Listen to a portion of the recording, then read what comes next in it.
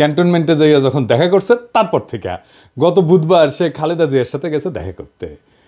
আমি যে প্রথম থেকে বলে আসতেছি যে এই ওয়াকার এটা ইন্ডিয়ান মাল, যখন বলেছি সিসির মতো একটা প্রো ইন্ডিয়ান সরকার বসাইতে চায় তখন সবাই আরে রে রে করে উঠছিল, এমন ভাব সবাই তখন ওয়াকার লীগ হয়ে উঠছিল, নতুন জাতির পিতা হয়ে উঠছিল ওয়াকার। এখন বুঝেছেন তো উঠতে কি কই বান্দা আছে, যারা তখন সিক্কর মারিছিলেন আপনারা জবাব দিবেন ইন্ডিয়ান ফরেন সেক্রেটারির সাথে কিসের ইটিস পিটিস, তার জবাব আছে নাই। ইন্ডিয়ান ফরেন সেক্রেটারি যে পানি পড়া দিছে তার ভিত্তিতে এখন বাংলাদেশের রাজনীতির ইস্যুগুলো শেপ নিবে, আমি কয়ে রাখলাম লিখে রাখেন। এরই একটা অ্যাসাইনমেন্ট হইতে পারে খালেদা জিয়ার সাথে দেখা করা, ওনারে কিছু বোঝানোর চেষ্টা করা। কি কি পানি পড়া দিছে ইন্ডিয়ান ফরেন সেক্রেটারি ওয়াকাররে, আসেন সেটা একটু বুঝে দেখি। কি দিছে এটা বলা মুশকিল, এটা ওয়াকার আর পররাষ্ট্র সচিব বিক্রম মিশ্র জানে, তবে আমরা অনুমান করতে পারি। 1 নাম্বার, নতুন কোন রাজনৈতিক শক্তি যেন উত্থিত না হয়, কারণ সেই নতুন রাজনৈতিক শক্তি হবে ইন্ডিয়া বিরোধী। 2 নাম্বার, আওয়ামী লীগকে যেন রাজনীতি করতে দেওয়া হয়। 3 নাম্বার, জামাতকে যেন কোনো স্পেস না দেওয়া হয়। 4 নাম্বার, এইসব কিছুর জন্য যেন 72-এর সংবিধান সমুন্নত থাকে। 5 নাম্বার, নির্বাচন যেন দ্রুত হয়। নির্বাচন দ্রুত না হইলে বিএনপির খবর আছে ধানের শিশার কেউ চিনবে না, চিনবে নাকি টেম্পু স্ট্যান্ড। যাই হোক, এমনিতে বিএনপি আমার উপরে বিলা, আরো বিলা হোক সেটা চাই না। তাইলে যা যা ঘটতেছে রাজনৈতিক মহলে সেই সব এই লাইন বরাবর না। এবার বুঝেছেন তো কাটটিকি কই বান্দা, ইন্ডিয়া মারিচ্ছে উটি থেকে আর লাশ পড়িচ্ছে ইটি। ওয়াগার সাহেব ক্যাঙ্কা জাতির ত্রাণ করতে, এবার বুঝেছেন তো, বুঝছাও। এইবার আসেন সংবিধান নিয়ে আলাপ করি। 72-এর সংবিধানের মধ্যে কি পাইছে বিএনপি, এটা রাখাই লাগবি। একটা রিল দেখেছিলাম ফেসবুকে, দেখি গুটাইতে গুটাইতে যে মায়ের কাছে এক পোলা এক মাইয়া নিয়ে আসছে, তো কইছে যে এটা আমার বউ, তো মা কইছে কি আছে এর মধ্যে, তো পোলা কয় ওর মধ্যে তো নাতি আছে। দেখেন। ও মা, মা, হ্যাঁ বলছি আমি বিয়ে করেছি, এইটা তোমার বৌমা। এই মেয়ে হবে আমার বাড়ির বউ? কি আছে এই মেয়ের মধ্যে? ওর মধ্যে তোমার নাতি আছে। ইনকা ওই 72-এর সংবিধানের মধ্যে কি আছে দেখি, কোন ভালোবাসায় বিএনপি কি ঢুকাইছে এর মধ্যে, হাঙ্গারে দেখা দরকার, তাই না? আসেন দেখি।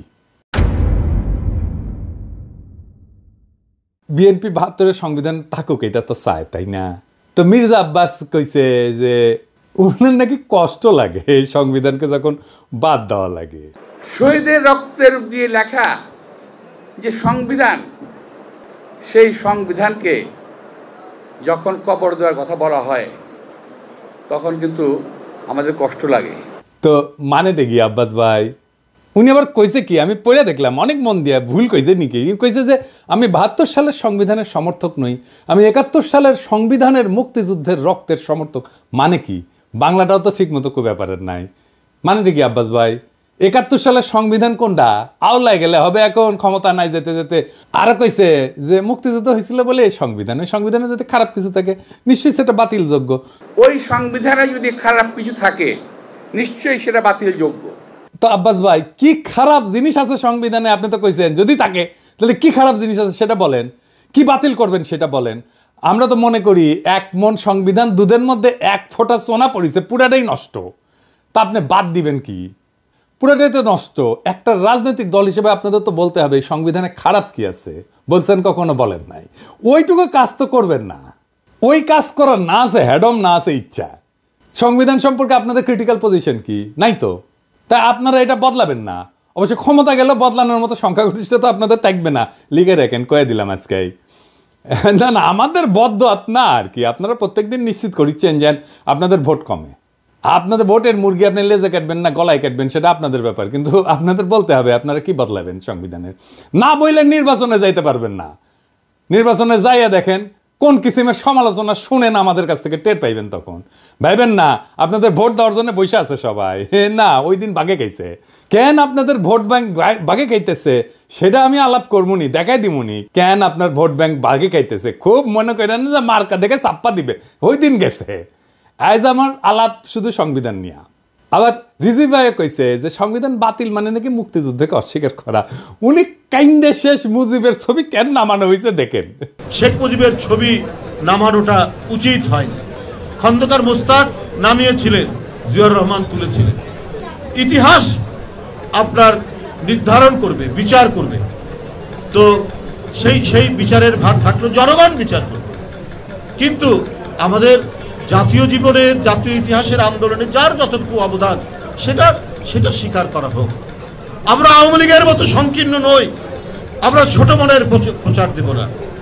এই জন্যই বলছি শেখ মুজিবের ছবি নামানোটা উচিত হয়নি। তো বাঘের পিছে যেমন ফেউ থাকে না, তেমনি বাংলাদেশের সরকারি দলের পিছে একটা গৃহপালিত বিরোধী দল থাকে। এটা এরশাদ শুরু করেছিল। এরশাদের ছিল আসাম রব, হাসিনার ছিল জাতীয় পার্টি, আর ক্ষমতায় যাইতে না যাইতে গৃহপালিত বিরোধী দল ইলেক্ট করে ফেলছে ওই বিএনপি, নূর সাকি এদেরকে দিয়া। এদের নমিনেশন আগেই কনফার্ম করেছে। দেখেন, নিজের দলের নমিনেশনের খবর নাই, ওই জোট সঙ্গীর নমিনেশন কনফার্ম করেছে 6 নেতার। তো এই গৃহপালিত বিরোধী দলের এক নেতা নূর অলরেডি আওয়াজ দিতেছে তারা 72-এর সংবিধান বাতিল চায় না।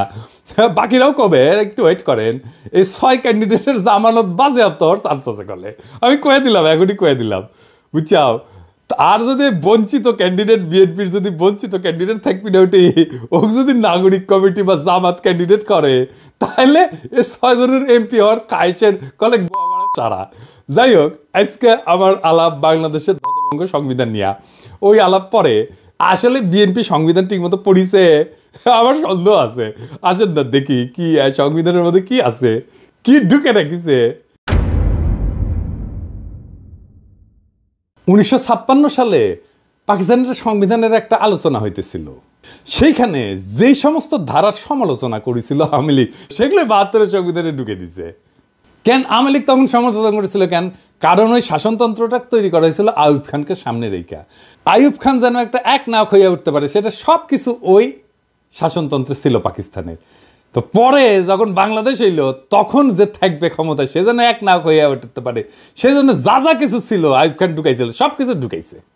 পাকিস্তানের ওই শাসনতন্ত্রে যে যে ক্ষমতা দেওয়া হয়েছিল না আইয়ুব খানকে, বাংলাদেশের এই 72-এর সংবিধানে প্রধানমন্ত্রীকে সে একই রকম ক্ষমতা দেওয়া হয়েছে।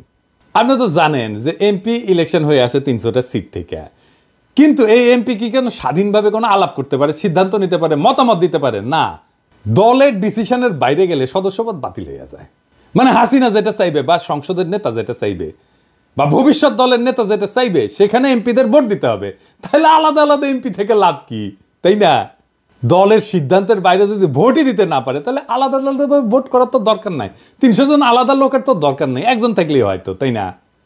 এই সংবিধানে মিশামিশি মেলা কথা লেখা আছে, কথা দিয়ে ভরে রেখেছে আর কি। লিখেছে প্রজাতন্ত্রের সকল ক্ষমতার মালিক নাকি জনগণ। বাপরে, তার মানে আমি আপনি জনগণ, তা আমি আপনি মালিক তো, তাই না?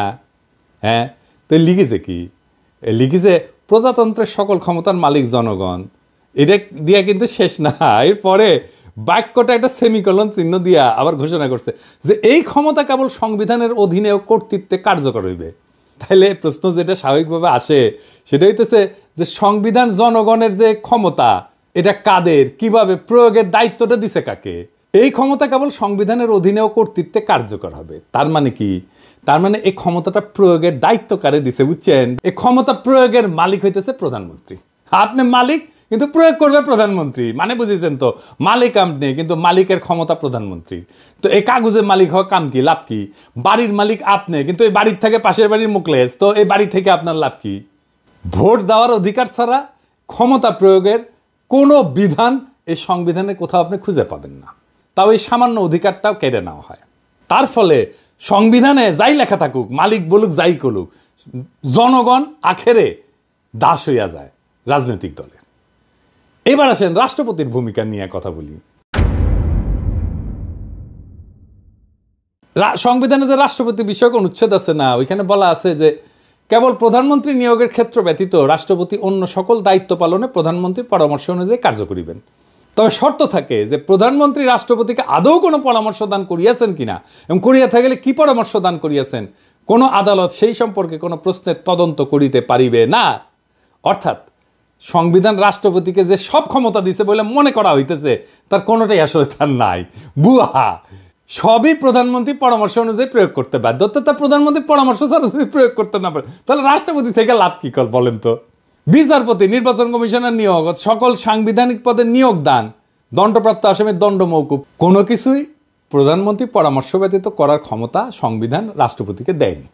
আবার সংবিধান পড়লে মনে হইতে পারে যে রাষ্ট্রপতি প্রতিরক্ষা বাহিনীর সর্বাধিনায়ক, সে বিচারপতি নিয়োগ করে, অ্যাটর্নি জেনারেল নিয়োগ করে, নির্বাচন কমিশন, মহাহিসাব নিরীক্ষক নিয়োগ করে। কিন্তু আগের অনুচ্ছেদটা যদি দেখেন না, তাইলে এই সমস্ত ক্ষমতা আসলে দেখা যাচ্ছে যে দৃশ্যত রাষ্ট্রপতির, কিন্তু প্রকৃতপক্ষে এটা প্রধানমন্ত্রীর আন্ডারে। রাষ্ট্রপতি প্রধানমন্ত্রীর আন্ডারে চাকরি করা এক ভালচুন, যার নিজের কোনো ক্ষমতা নাই, চাঁদের মতো আর কি, নিজের কোনো আলো নাই। প্রধানমন্ত্রী সূর্যের আলোতে সে আলোকিত। তো সংবিধান অনুসারে বলছে যে রাষ্ট্রপতির আছে প্রধানমন্ত্রী নিয়োগের ক্ষমতা, কিন্তু এবার বলাও আছে যে সংসদের সংখ্যাগরিষ্ঠ সদস্যের আস্থাভাজন বলে রাষ্ট্রপতির নিয়োগ প্রতীয়মান হইতে হবে। তার মানে রাষ্ট্রপতি তাকেই প্রধানমন্ত্রী নিয়োগ করবে যে সংসদের সংখ্যাগরিষ্ঠ। তার মানে তার রাষ্ট্রপতির তো আসলে কোনো ক্ষমতা নাই। প্রকৃত অর্থে প্রধানমন্ত্রী নিয়োগের ক্ষমতাও তার না। এটা হলো সংখ্যাগরিষ্ঠ সংসদ সদস্যের ক্ষমতা। তারপরে প্রধানমন্ত্রী তো প্রজাতন্ত্রের নির্বাহী ক্ষমতার অধিকারী করছেই, মন্ত্রী নিয়োগ করা, বরখাস্তের এখতিয়ার সংবিধানে প্রধানমন্ত্রীকে দিছে। বাংলাদেশের সংবিধানে প্রধানমন্ত্রীকে যে ক্ষমতা দেওয়া হয়েছে, প্রাচীনকালের সম্রাটদেরও এই ক্ষমতা ছিল না। আচ্ছা, এবার আসেন, পৃথিবীর সব দেশে ইমপিচ করা যায় রাষ্ট্রপ্রধানকে, তাই না? সংবিধান অনুসারে প্রধানমন্ত্রীকে কি ইমপিচ করা যায়? প্রধানমন্ত্রীর বিরুদ্ধে যদি কোনো অভিযোগ ওঠে, তাহলে তদন্ত করবে কে? এটাও কি রাষ্ট্রপতিকে প্রধানমন্ত্রীর সাথে পরামর্শ করে করতে হবে? প্রধান বিচারপতির বিরুদ্ধে যদি কোনো অভিযোগ ওঠে, তাহলে সেটা তদন্ত করার অধিকারী বা কে? কেমন করে করবে? প্রধানমন্ত্রী রাষ্ট্রীয় পররাষ্ট্র বিষয়ে রাষ্ট্রপতিকে অবহিত করবেন, ঠিক আছে, কিন্তু অবহিত হয়ে থাকে কি যথেষ্ট? যদি প্রধানমন্ত্রী কোনো রাষ্ট্রীয় কর্মকাণ্ড বা পররাষ্ট্র সম্পর্ক নির্ণয়, রাষ্ট্রীয় নিরাপত্তা, দেশের স্বাধীনতা, সার্বভৌমত্ব কিংবা বাংলাদেশের সংবিধানের সঙ্গে অসঙ্গতিপূর্ণ হয়, তাহলে তার বিচারটা করবে কে? এই বিচারের সুযোগ আমাদের সংবিধানে নাই। এইভাবেই সংবিধান প্রধানমন্ত্রীর স্বেচ্ছাচারিতার সুযোগ করে দেওয়া হয়েছে। এই সংবিধানের মধ্যে লুকায় আছে ফ্যাসিবাদের বীজ, এই সংবিধানের মধ্যে লুকায় আছে স্বৈরাচারের বীজ। ওই যে বলছি না, এর মধ্যে কি আছে? এইটাই আছে। ওইটাই বিএনপির পছন্দ। ও বিএনপি ওই আর একটা স্বৈরাচার হয়ে উঠতে চায়। এই যে আভ্যন্তরীণ রাজনীতি, অর্থনীতি, আইন শৃঙ্খলা পরিস্থিতিতে বিশৃঙ্খলা, অরাজকতা, এমনকি দেশদ্রোহিতা করছে যে হাসিনা, এর জন্য হাসিনাকে দায়ী, দোষী সাব্যস্ত করা, বিচার করার সাংবিধানিক সুযোগ সংবিধানে নাই। বুঝছাও? বিশ্বের সবচেয়ে ক্ষমতাধর ব্যক্তিকে, মার্কিন প্রেসিডেন্ট তো, তাই না, তারই ইমপিচ করা যায়। আর আমাদের সংবিধান এমন যে প্রধানমন্ত্রীকে ইমপিচ করা তো দূরে থাক, সাংবিধানিকভাবে তার কাছে জবাবদিহিতা চাওয়ার এবং আদায় করার কোনো সুযোগ নাই, ব্যবস্থাও নাই। এই জন্যই এই সংবিধান, ৭২-এর সংবিধান এত পছন্দ বিএনপির। বুঝছাও? এইবার আসেন দেখি যে রাষ্ট্র তার ঘোষিত নীতির উল্টা নীতিও এই সংবিধানের বলে বাস্তবায়ন করতে পারে। কেমনে? আসেন দেখি। সংবিধানে রাষ্ট্র পরিচালনার মূলনীতি লেখা আছে। তো একটা মূলনীতির তো একটা অংশ রাজনৈতিক, আমরা জানি, এবং একটা অংশ অর্থনৈতিক। রাষ্ট্র যে রাজনৈতিক এবং অর্থনৈতিক লক্ষ্য নির্ধারণ করছে, তার বাস্তবায়ন আদালতের এখতিয়ারের বাইরে রাখা হয়েছে। এই নিয়ে যদি কোনো প্রশ্ন নাও তোলা হয়, আর যদি রাষ্ট্র যদি তার ঘোষিত নীতির বিপরীতে কোনো নীতি বাস্তবায়ন করতে যায়, তাহলে সেটা আদালতে যায় বন্ধ করা যাবে না। যেমন ধরেন, আমাদের রাষ্ট্রীয় মূলনীতিতে স্বাস্থ্যকে, চিকিৎসাকে একটা মৌলিক অধিকার হিসেবে বর্ণনা করা হয়েছে। এখন আপনি যদি চিকিৎসা না পান, চিকিৎসা দিতে যদি না পারে, আপনি কি আদালতে যে মামলা করে দিতে পারবেন রাষ্ট্রের বিরুদ্ধে, সরকারের বিরুদ্ধে? পারবেন না। তো তাইলে মৌলিক অধিকার থেকে লাভ কি? এই সংসদকে 2/3 ভোটে সংবিধানের সব কিছু পরিবর্তন, স্থগিত, এটার ক্ষমতা দেওয়া হয়েছে। যেটা এমনকি মূলনীতি হইলেও, সংবিধানের মূলনীতি হইলেও, রাষ্ট্রীয় মূলনীতি হইলেও, সেটা মৌলিক অধিকার হইলেও, এমন যে কোনো কিছুই সে স্থগিত করে দিতে পারে, নষ্ট করে দিতে পারে। রাষ্ট্রের মূলনীতি বাস্তবে প্রয়োগ না করে সম্পূর্ণ বিপরীত পথে চললেও তা কোনোভাবে সংবিধানের লঙ্ঘন হবে না, যদি 2/3 ভোট আপনি পান। এবং এই রাহাজানি বন্ধ করার কোনো সাংবিধানিক ব্যবস্থা এই সংবিধানে নাই। 2/3 ভোট নিয়ে বাংলাদেশের নাম যদি গান্ডুল্যান্ড করে দেওয়া হয়, তাও সই, সেটাও সংবিধান সম্মত। আর এই সংবিধানে হাত দিতে হলে বিএনপি ব্যথা পায়। তো সংবিধান যদি জনগণের অভিপ্রায় প্রকাশ হয়, তার স্বাধীনতা রক্ষার সনদ হয়, তাহলে জনগণের ঊর্ধ্বে তো কারো অবস্থান হইতে পারে না। কিন্তু এমপিরা জনগণের ঊর্ধ্বে হয়ে যায় যদি তার 2/3 সংখ্যাগরিষ্ঠতা থাকে। সুতরাং জনগণ তার জাতীয় বা রাষ্ট্রীয় অভিপ্রায় হিসেবে যা ঠিক করবে, সেটা সংশোধনের এখতিয়ার কোনোভাবেই এই এমপিদের কাছে থাকতে পারে না। কিন্তু এই সংবিধানে আছে। জনগণের অনুমোদন ছাড়া সংবিধান সংশোধন হইতে পারে না, কিন্তু এই সংবিধানে করা যায়। আমেরিকার কথা ধরেন, সংবিধান সংশোধনের এখতিয়ার তো সিনেটের হাতে থাকে না। কেন থাকে না? কারণ সিনেট সদস্যরা নিজেরাই এই সংবিধানের মাধ্যমে ক্ষমতা নেয়।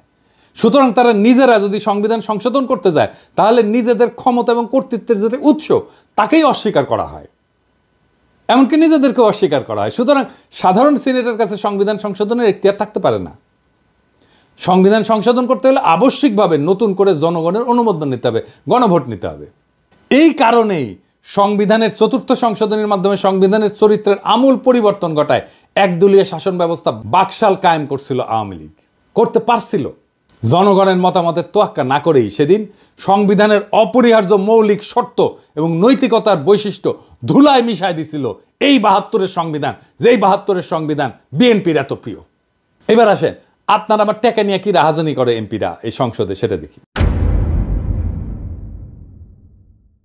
রাষ্ট্র কিভাবে কার কাছ থেকে কত টাকা আদায় করবে, কার জন্য কত টাকা খরচা করবে সেটা নির্ধারণের জন্য যে বিল আনা হয় তাকে অর্থ বিল বলা হয়।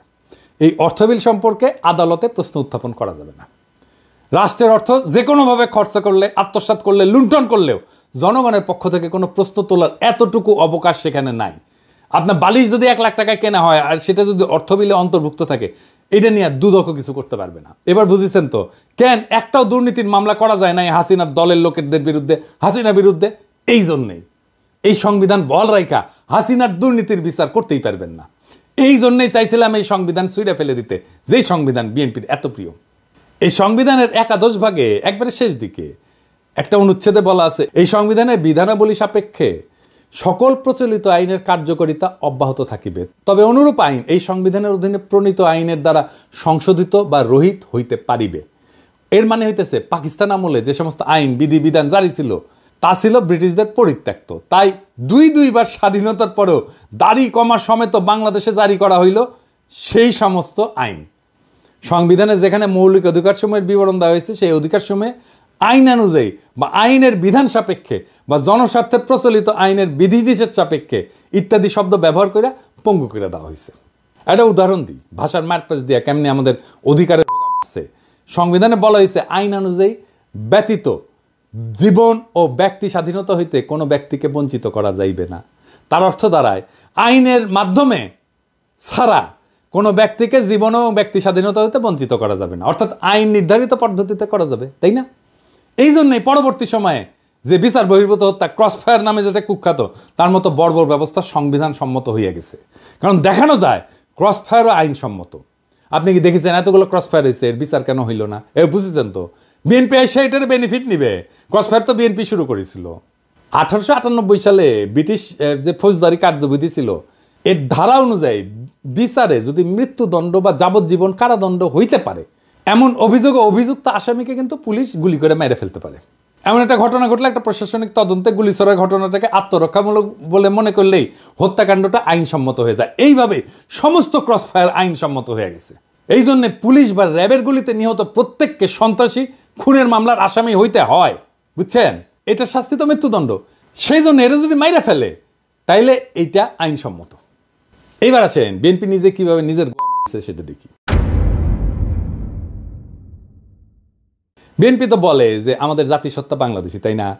বিএনপি আর আওয়ামী লীগের মধ্যে তো তফাৎ হচ্ছে, আওয়ামী লীগ মনে করে আমাদের জাতিসত্তা বাঙালি আর বিএনপি মনে করে আমরা বাংলাদেশি। তো এই সংবিধানে কি লেখা আছে?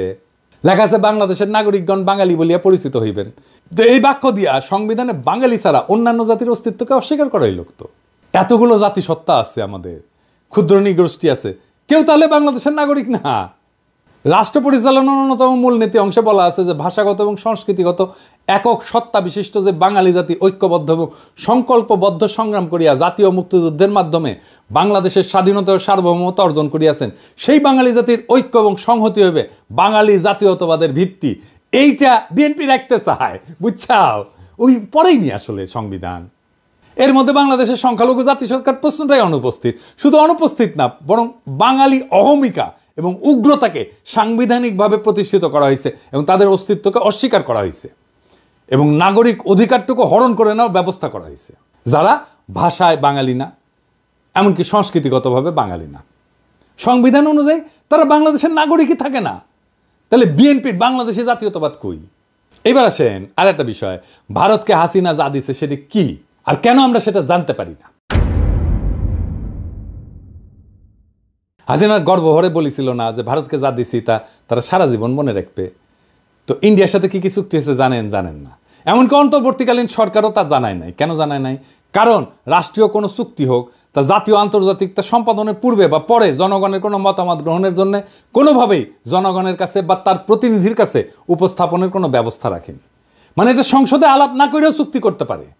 তার মানে এই 72-এর সংবিধান অনুযায়ী অন্য যে কোনো রাষ্ট্রের সাথে যে কোনো চুক্তি, ট্রানজিট হোক, করিডোর হোক, যা কিছু হোক, বন্দর দিয়ে দেওয়া হোক, চুক্তির আগে বা পরে দেশবাসীর সঙ্গে আলোচনার সাংবিধানিক কোনো বাধ্যবাধকতা নেই। সমস্ত আন্তর্জাতিক চুক্তি সম্পাদিত হয় জনগণকে অন্ধকারে রেখে। এমনকি সংসদেও সেই চুক্তি নিয়ে আলোচনার কোনো বাধ্যবাধকতা সরকারের নাই। আবার দেখেন, যে নির্বাচনী এলাকা থেকে সংসদ সদস্যরা নির্বাচিত হয়, সেই নির্বাচকরা যদি সেই এলাকার লোকেরা মনে করে যে তাকে আর তার প্রতিনিধি রাখবে না, তাহলে ওই জনগণের হাত পা বাঁধা, কিছুই করার নাই। মানে টার্ম শেষ হওয়ার আগে পর্যন্ত কিছু করতে পারে না। অর্থাৎ প্রতিনিধি প্রত্যাহার করার কোনো সুযোগ সংবিধানে নাই। সারা দুনিয়ায় সভ্য দেশে এই সুযোগ আছে।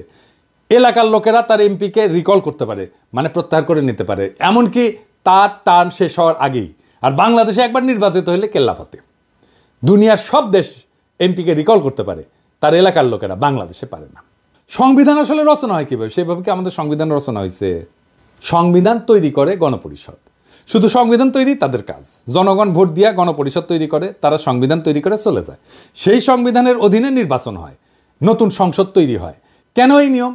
কারণ আমি যে আইনে চলবো সেই আইন তো আমি নিজে তৈরি করতে পারি না। তাইলে তো আমার সুবিধা মতো আমি আইন বানাবো, তাই না? আমাদের সংবিধান তৈরি হয়েছে এমপিদের দিয়া। তারাই সংবিধান বানাইছে। তাদের সংবিধান বানানোর জন্য নির্বাচন করা হয়নি, কিন্তু তাদের এই সংবিধান বানানোর ম্যান্ডেটই ছিল না। তারা সংবিধান বানানোর পরে নিজেরাই কন্টিনিউ করছে এমপি হিসাবে, মানে নিজে যে আইন বানাইছে সেই আইন অনুযায়ী সে চলছে। মৌলানা ভাসানী কিন্তু বলছিল যে এই সংবিধানের খসড়া জনগণের কাছে প্রকাশ করার আগে সেটা দিল্লি পাঠানো হয়েছে। 72 সালে জুন মাসে নাকি, তখন আইনমন্ত্রী ছিল কামাল হোসেন, সে সংবিধানের খসড়া বগল দাবা করিয়া বিলাতে যাওয়ার নাম করে দিল্লিতে নাকি গেছিল। আচ্ছা ধরেন বানাইলো সংবিধান, মেলা ভালো সংবিধান বানাইছে, ধরে নিলাম, ধরেন হ্যাঁ তাই সই। তো 73 সালের 22 সেপ্টেম্বর তারিখে 9 মাস গেছে মাত্র। তারপরে সংবিধানের 33 নম্বর অনুচ্ছেদ সংশোধনীর জন্য দ্বিতীয় সংশোধনী বিল পাশ হইল এবং জরুরি আইন সংবিধানে সংযোজিত হইল। এটাও কিন্তু ভারতীয় সংবিধানের 22 নম্বর অনুচ্ছেদের কপি, বুঝছাও? ভারতীয় সংবিধানে আটকাদেশ মেয়াদ 3 থেকে 6 মাস। এনে বাংলাদেশের সংবিধানে আটকাদেশের মেয়াদ কিন্তু অনির্দিষ্টকাল পর্যন্ত, বুঝছাও? তো কি বালের সংবিধান বানাইছিলেন যে 1 বছর না যাইতে কাটাছেড়া করতে হয়? সেই সংবিধান বিএনপি প্রিয়। তাই সংবিধানে তাইলে কি মধু আছে? কি আছে সংবিধানের মধ্যে? এই সংবিধানে আছে ফ্যাসিবাদের বীজ, এই সংবিধানে আছে স্বৈরাচারের বীজ, এই সংবিধান ইন্ডিয়ার ব্রেন চাইল, এইটারই রক্ষা করতে চায় বিএনপি। ইন্ডিয়া আওয়ামী লীগের গোয়া মারিছে আর বিএনপি গোয়া মারবি, আর সানন্দে বিএনপি পাইতে দিচ্ছে। কি পাইতে দিচ্ছে জিজ্ঞেস করেন না। বাংলাদেশের জনগণ এটা মানবে না। এই সংবিধানের অধীনে নির্বাচন হবে না। প্রফেসর ইউনূসের সরকারের ম্যান্ডেট নাই, বিএনপি বলে। তাইলে সংবিধান প্রণয়নের জন্য সংবিধান সভার নির্বাচন হোক, ম্যান্ডেট নিয়ে তারা জনগণের জন্য সংবিধান লিখুক। ওয়েট করেন আপনারা। নির্বাচন করতে চান, আসেন এই গণপরিষদের নির্বাচন করেন, সংবিধান লেখার নির্বাচন। সেটা তো করবেন না। দেশের মালিক আপনারাই না, আমরাও দেশের মালিক। শুধু রাজনৈতিক দলের কথা শুই না দেশ চালাবে অন্তর্বর্তীকালীন সরকার, এটা কোথায় লেখা আছে? জুলাই বিপ্লবের টাইমে ছাত্র জনতা একটা স্লোগান দিছিল, দেশটা কারো বাপের না। মাথায় রেখেন, দেশটা রাজনৈতিক দলের কারো বাপের না। সবার মত নিয়ে দেশ চালাইতে হবে। এই সংবিধান ছুঁড়ে ফেলতে হবে। নতুন সংবিধান ছাড়া কোনো নির্বাচন হবে না। Case close. ইনকিলাব জিন্দাবাদ।